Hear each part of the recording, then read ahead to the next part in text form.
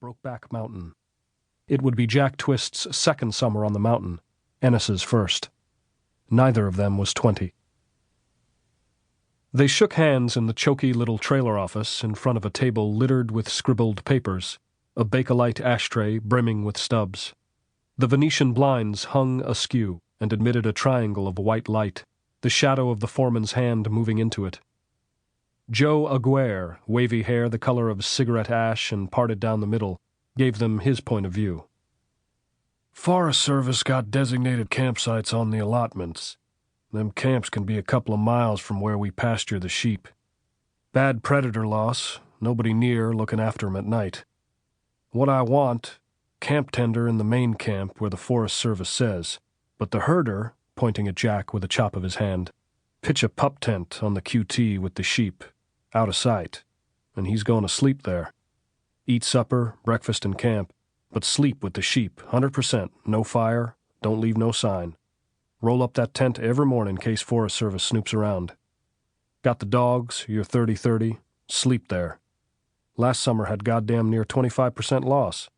I don't want that again. You," he said to Ennis, taking in the ragged hair, the big nicked hands, the jeans torn, button-gaping shirt.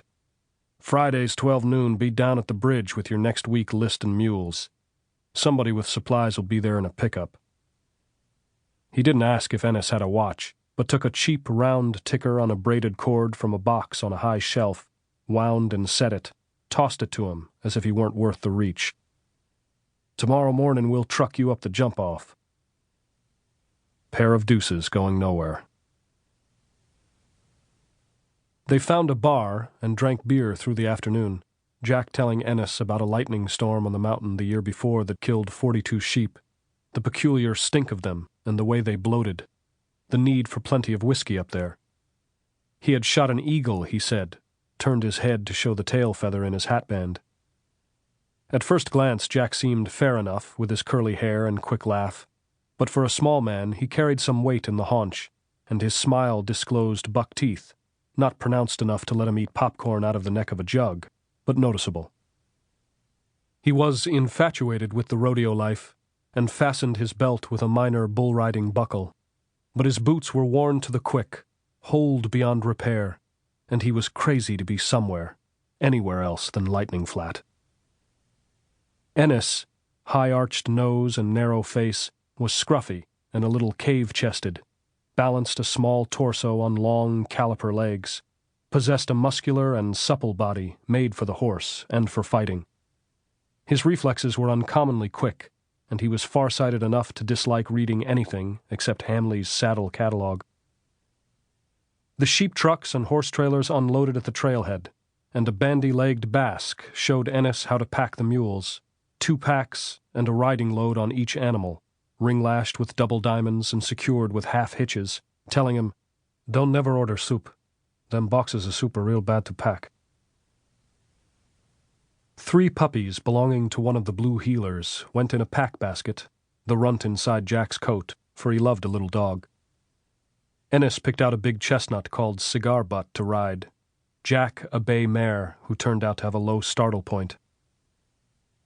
Ennis and Jack, the dogs, horses and mules, 1,000 ewes and their lambs flowed up the trail like dirty water through the timber, and out above the tree line into the great flowery meadows and the coursing, endless wind. They got the big tent up on the Forest Service's platform, the kitchen and grub boxes secured. Both slept in camp that first night, Jack already bitching about Joe Aguirre's sleep with the sheep and no fire order, though he saddled the bay mare in the dark morning without saying much. Dawn came glassy orange, stained from below by a gelatinous band of pale green.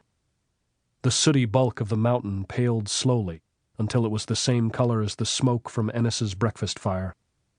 The cold air sweetened, banded pebbles and crumbs of soil cast sudden pencil-long shadows, and the rearing lodgepole pines below them massed in slabs of somber malachite. During the day, Ennis looked across a great gulf and sometimes saw Jack, a small dot moving across a high meadow as an insect moves across a tablecloth. Jack, in his dark camp, saw Ennis as night fire, a red spark on the huge black map.